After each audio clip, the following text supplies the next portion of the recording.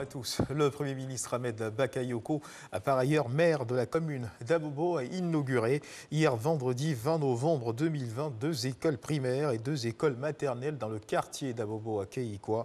Ces 4 établissements permettront d'accueillir plus de 700 élèves. Avec ces écoles, le maire entend ainsi contribuer à l'éducation des enfants en Côte d'Ivoire. Le ministre de la Communication et des Médias, Sidi Timoko Touré, a au nom du gouvernement et à la faveur de la 24e journée mondiale de la télévision, réaffirmé l'engagement du gouvernement en faveur d'une politique nationale plus accrue et exprimé par exemple à travers le déploiement de la TNT.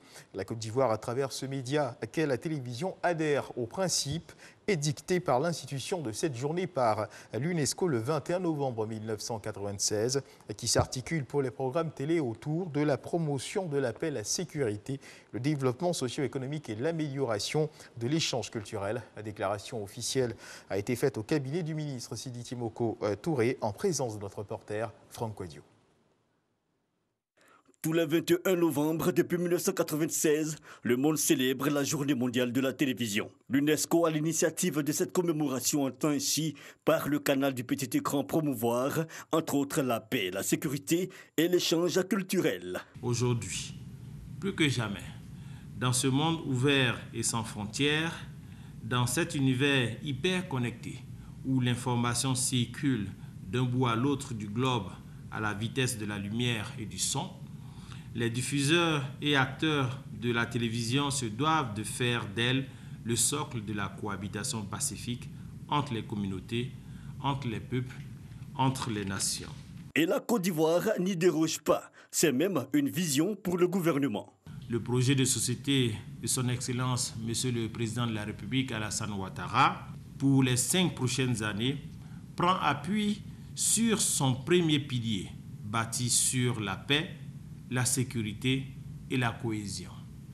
Je voudrais inviter les médias en général et particulièrement la télévision à porter ce rêve de paix, de sécurité, de cohésion pour une Côte d'Ivoire plus solidaire. Mais la télévision n'est pas isolée. Dans l'accomplissement de cette mission, elle est accompagnée par l'État. Pour le gouvernement ivoirien, la commémoration de cette journée permet de revenir sur l'engagement de l'État à assurer l'accès des téléspectateurs à des contenus diversifiés et riches. La libéralisation de l'espace télévisuel est pour nous l'affirmation de cette assurance. En guise d'illustration, la production nationale. Sur le plan technique, le déploiement de la TNT a atteint un taux de couverture des populations de 75%, avec l'aménagement achevé de 30 sites de diffusion sur 35, ce qui garantit un accès libre et de qualité à 7 chaînes de télévision, dont 3 du service public et 4 du secteur privé commercial. Et le ministre de la Communication et des Médias d'inviter, dans le contexte de cette journée mondiale de la télévision, les médias de toute tendance à l'équilibre et à l'impartialité, ce qui contribuerait à la consolidation d'une paix durable. Au-delà de l'appel, c'est selon l'autorité de tutelle un engagement pour tous. Le ministère de la Promotion de la Jeunesse et de l'Emploi jeune a initié pour la 2e fois à la salle des fêtes de l'Hôtel Ivoire la journée de l'entrepreneuriat féminin. C'est une journée qui vise à encourager les femmes à créer des activités génératrices de revenus et amener certaines femmes à s'inspirer des modèles de réussite. La première dame Dominique Ouattara était représentée à cette cérémonie par la secrétaire d'État chargée de l'autonomisation des femmes. Dans l'actualité internationale au Burkina Faso, les Burkinabés seront appelés aux urnes demain dimanche pour des élections couplées présidentielles et législatives.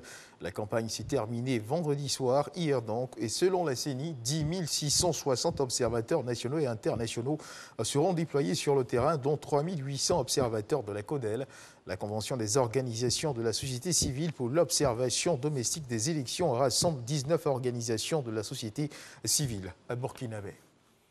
Et puis, c'est la première fois que s'ouvre un sommet virtuel du G20 sous la présidence de l'Arabie saoudite.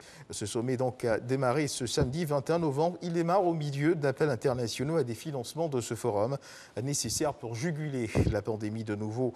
Donc le coronavirus et ses conséquences économiques dévastatrices.